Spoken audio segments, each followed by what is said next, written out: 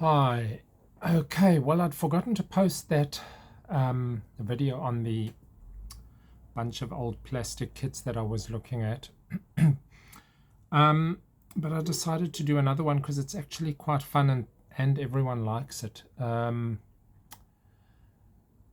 I don't think that's by accident. I think that these sort of simpler style kits, and I've got a bunch that I'm going to talk about here, these 70s, 80s kits,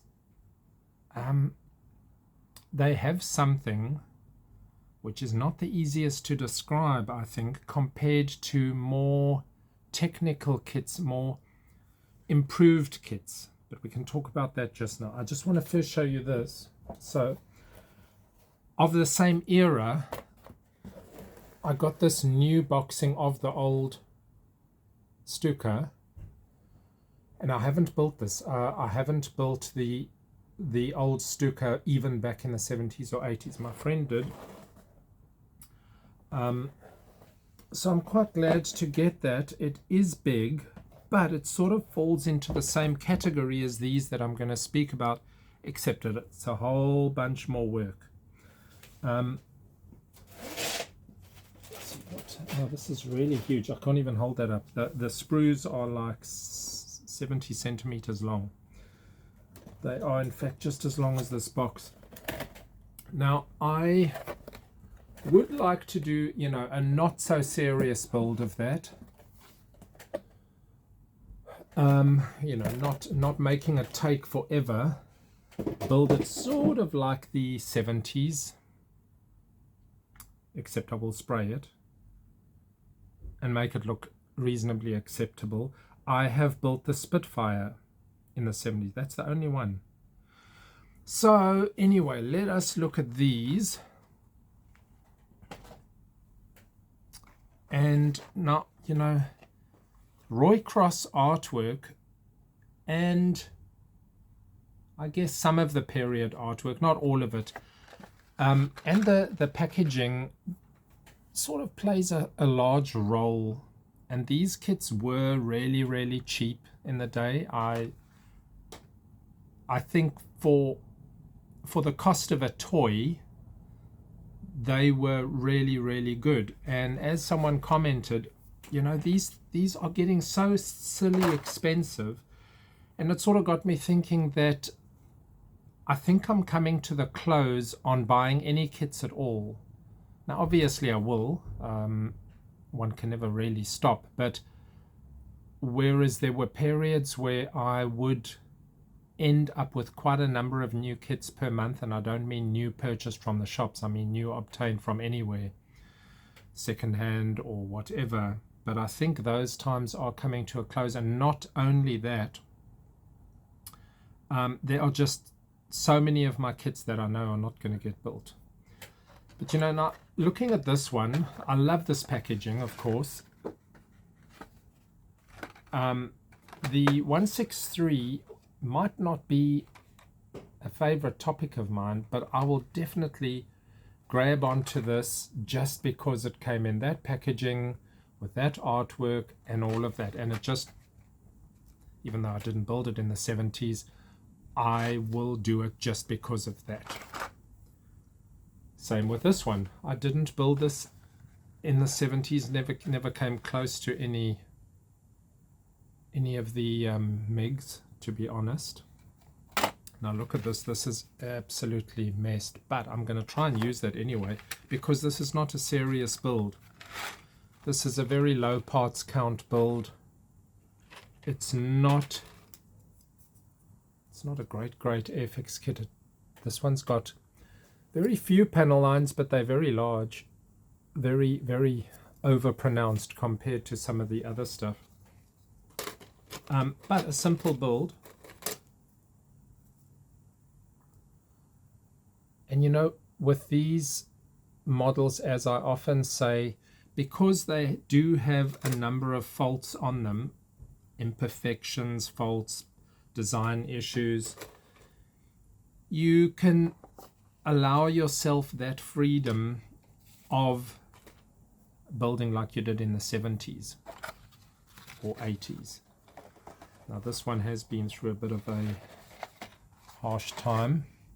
This one is one that I did build, and I have mentioned it before, and it was a very weird one for me back in the 80s because you know, as I have also mentioned, the reference material that we had was very, very minimal. So while I could read on the sheet that it served in the Pacific War, the reality is so different from now, where we can really appreciate what this did at the Battle of Midway, even though they got wiped out. But I built this one, and it's still an interesting model. It's quite different because of all that corrugation on the wing. In fact, it's close to one of the only aircraft with all of that corrugation.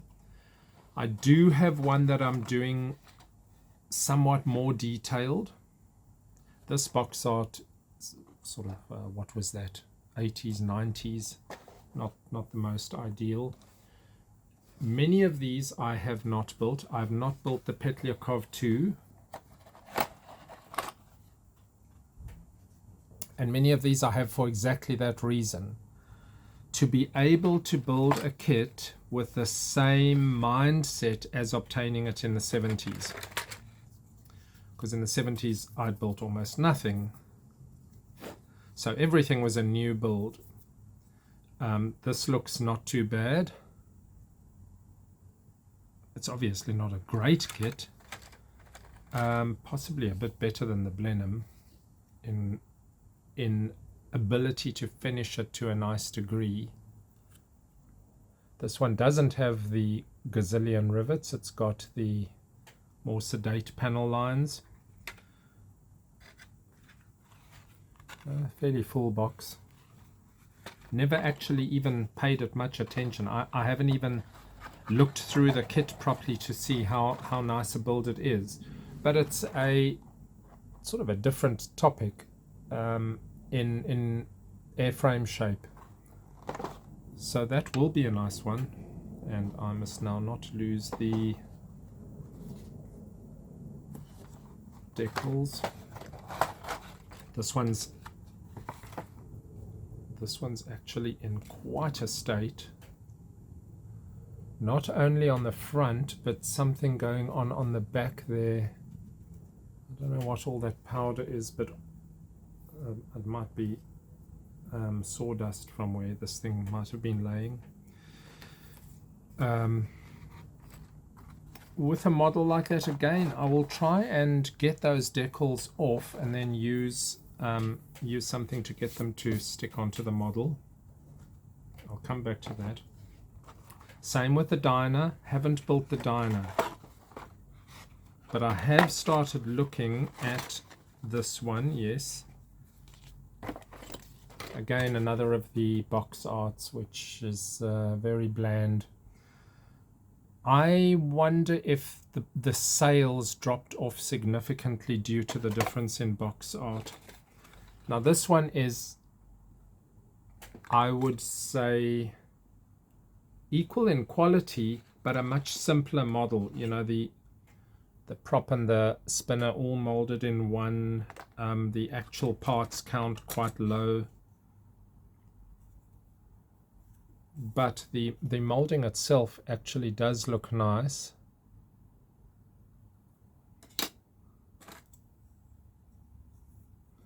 And it's not a bad looking aircraft.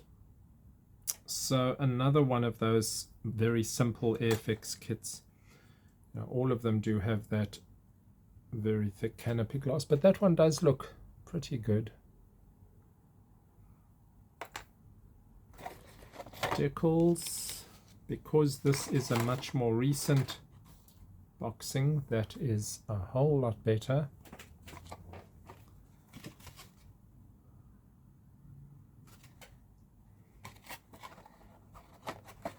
So yes, I've obtained these in, difficult to say really. Actually, probably many of these come from only the last decade. Henschel HS 126 and the 123 I haven't built before. I've built the 129, and strangely I don't have a 129 now. So this one, quite a large biplane, quite bulky, thick. This is, I mean, this is bigger than a Harvard actually.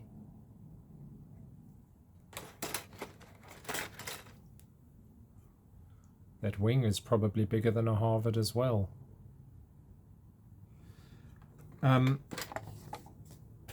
So, you know, okay, that is nice box art. That's the nice era of box art, but a weird aeroplane. And I would not have chosen this if I'd walked in to buy my kits.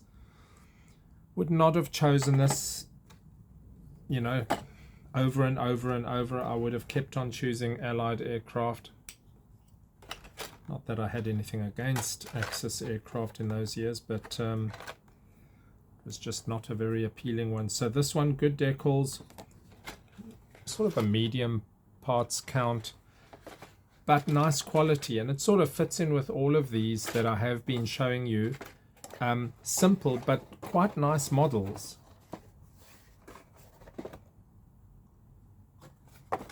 This 1, 2, 3, quite a lot more appealing. Good box art. This one's still in its plastic.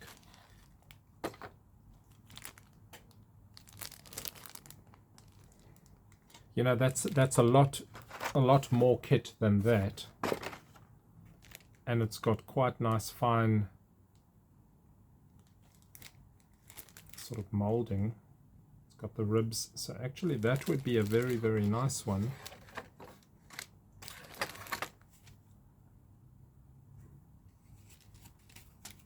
So even though it's got yellowed decals, they're not bad, and I think they are quite usable.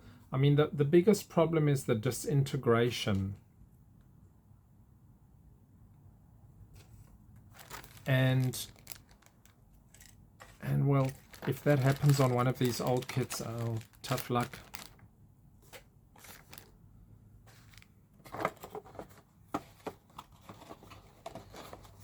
You try and do what you can. And then the quite a lot newer boxing, and I have mentioned that both in Airfix and Matchbox, the Lysander is just one of my absolute favorites, one of the nicest looking aircraft ever. This one, I do have a version that I have started somewhere, so this is sort of one of the backup versions, but I'll probably build all of my Lysanders.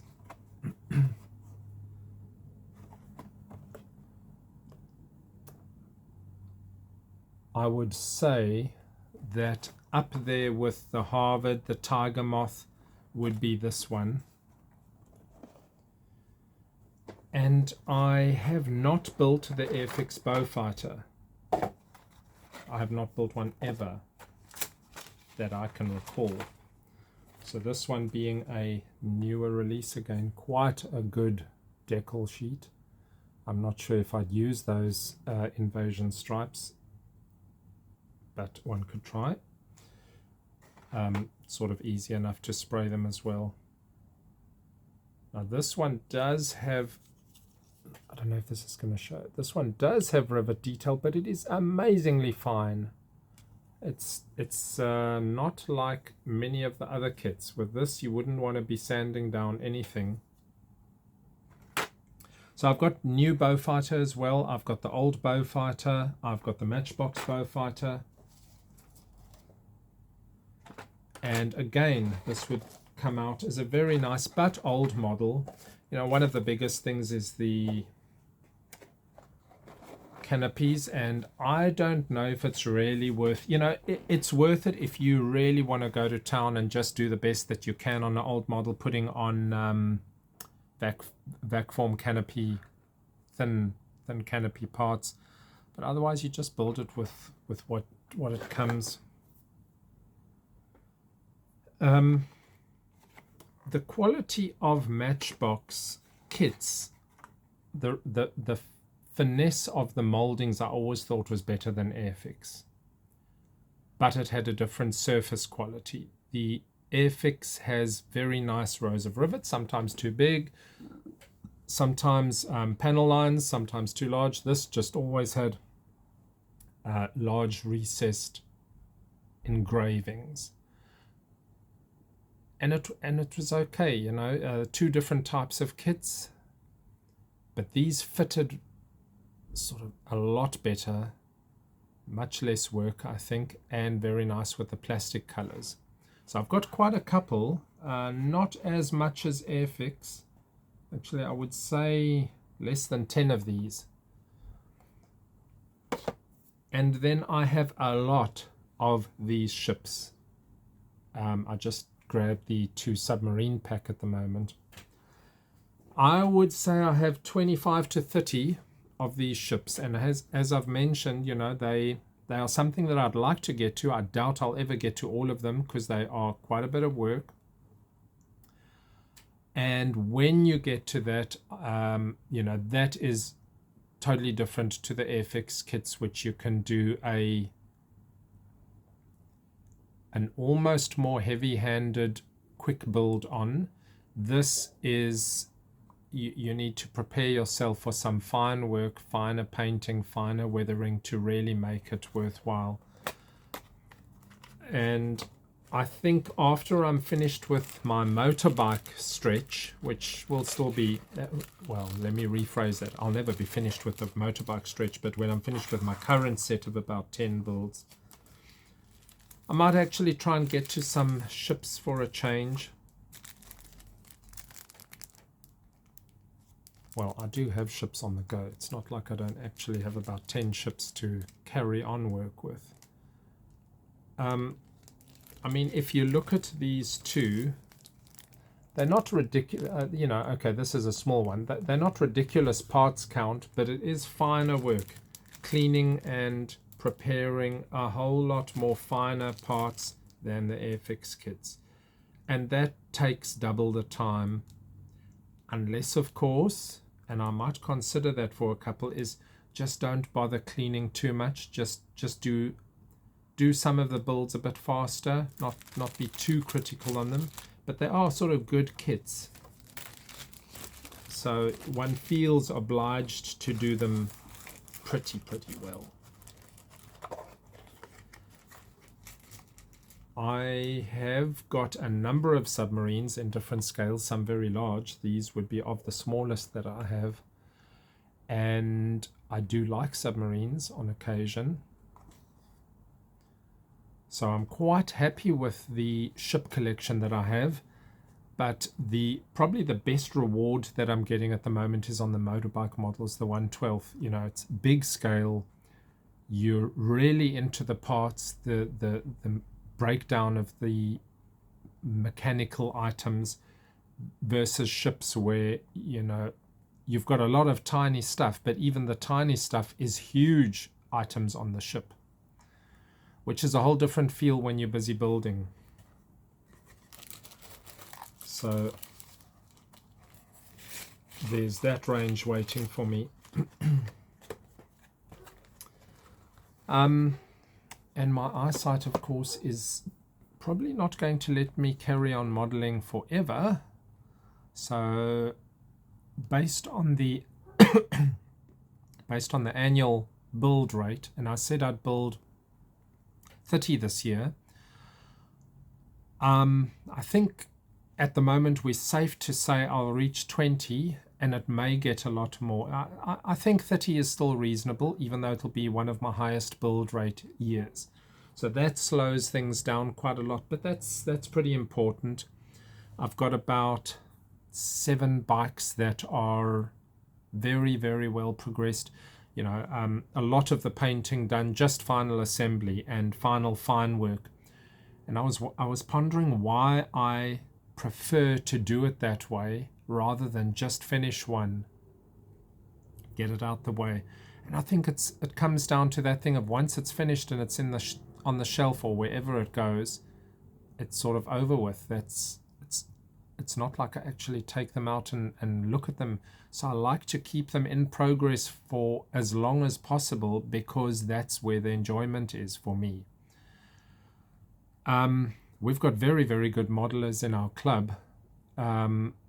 you know, some that will finish a top quality build per month, whereas I'm just forever working on parts and you hardly see completed models. Well, you know, here and there you do. We've got World War I type modelers, very, very good quality. We have got vac form modelers and aircraft modelers that are way better than me, that's for sure. Not a whole lot of car modelers. Okay, I think we can wind this one up at just over 20 minutes, and we have discussed, what's that, about 10 or so kits.